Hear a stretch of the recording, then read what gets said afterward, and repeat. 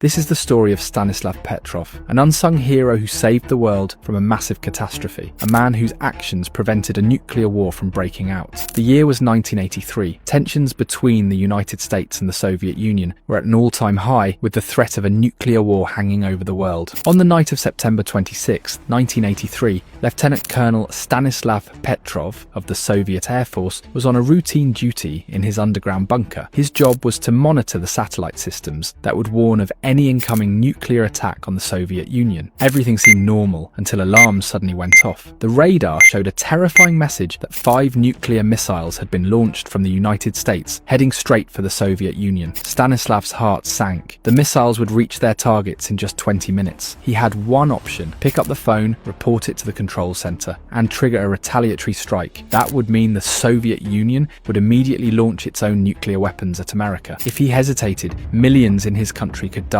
If he acted, hundreds of millions around the world could be killed in a nuclear war. Every second felt heavier than the last. He had to make a decision fast. But before we talk about what he did, let's go back in time to see how the world reached a point where one man's decision could decide between peace and total destruction. In today's video, you'll hear the story of a night when our world came frighteningly close to the destruction and devastation. After World War II, the world was split into 2 camps: the Eastern Bloc, led by the Soviet Union, and the Western Bloc, led by the United States. This was the start of the Cold War, a 45-year period where these 2 superpowers never fought directly, but clashed in proxy wars such as Vietnam, Korea, and Afghanistan wars. At the same time, a dangerous race began, the race to develop the most advanced and most powerful weapons. The Soviet Union had seen the devastation America's nuclear bombs had caused in Japan. The only way to match US power was to build an even stronger nuclear bomb. Now the question arises, just how dangerous is a nuclear bomb, and who holds the most powerful nuclear bomb to date? To understand the gravity of the situation, consider this. The bomb dropped on Hiroshima had a yield of 15 kilotons. In just 10 seconds, radiation spread across the city. The ground temperature rose to 4,000 degrees, and 80,000 people were killed instantly. Those who survived suffered from cancer and other deadly diseases in the 5 years that followed. Today, that bomb is considered low yield because modern bombs are far more powerful. In 2017,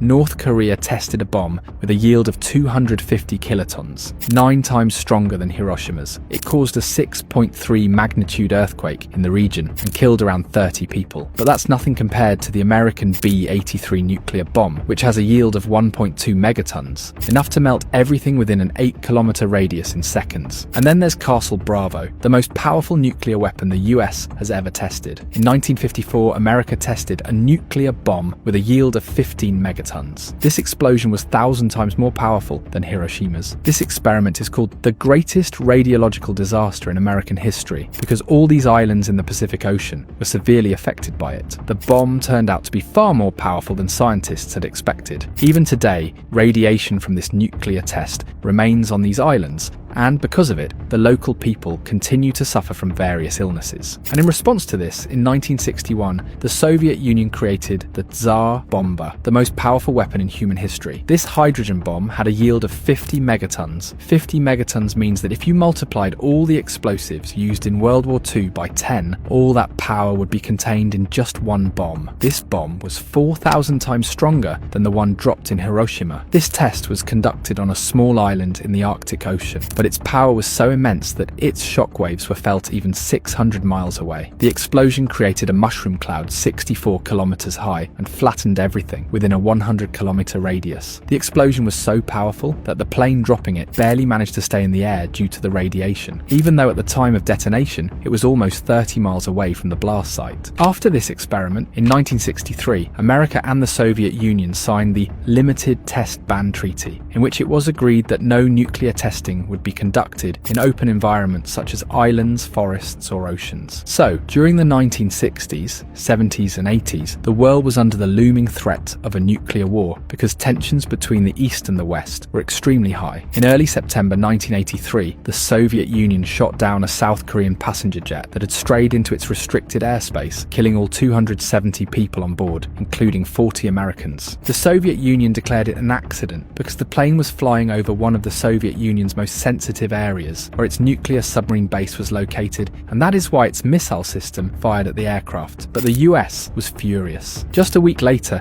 Stanislav was on duty when his radar showed those 5 incoming American missiles. Given the recent tensions, it was easy to believe an attack was real. Stanislav had 2 options: call his superiors and start a nuclear retaliation, or do nothing and assume it was a false alarm, even though the system showed 5 separate missiles. He froze in his seat, faced with a decision no one in history had ever faced. Just think for yourself. If you were in this situation, what would you do? On one hand, the radar is showing that your enemy country has launched nuclear missiles at you, and within minutes, millions of your people are about to face death. If he called, the world could descend into nuclear hell within minutes. The future of the entire planet rested in his hands. Stanislav closed his eyes, took a deep breath, and put the phone down. He decided it had to be a radar error. His subordinates stared at him in disbelief. Minutes passed. The tension in the room was unbearable. Then 20 minutes went by, and nothing happened. Stanislav had been right. The radar had made a very big mistake. The satellite system had made a massive error. Sunlight reflecting off clouds had been mistaken for missile launches. This coding flaw existed because the Soviet Union had rushed to build its system after learning the US had developed one 5 years earlier. A small technical glitch could have triggered World War III and possibly ended human civilization. A 1989 American Office of Technology study found that if Stanislav had reported the missiles and the Soviets had retaliated, up to 77% of America's population could have been wiped out in the first strike. In return, up to 40% of the Soviet population could have died in America's counterattack. Allies on both sides would have joined the fight, and the result could have been a nuclear world war killing 70% of the global population. The Soviet military praised Stanislav's composure, but buried the incident. No one outside knew what had happened that night, until 1998, when a retired Soviet commander revealed the story in his memoir. In 2006, Stanislav received an award from the World Citizens Association, and in 2013, the US honored him with a Peace Prize. He passed away in 2017 at the age of 77, living quietly on a small pension in a modest home near Moscow. When asked in an interview why he didn't make the call, Stanislav said, "It was a gut feeling. Technology can fail, but the human instinct, the sixth sense, cannot." In my view, that intuition was nothing short of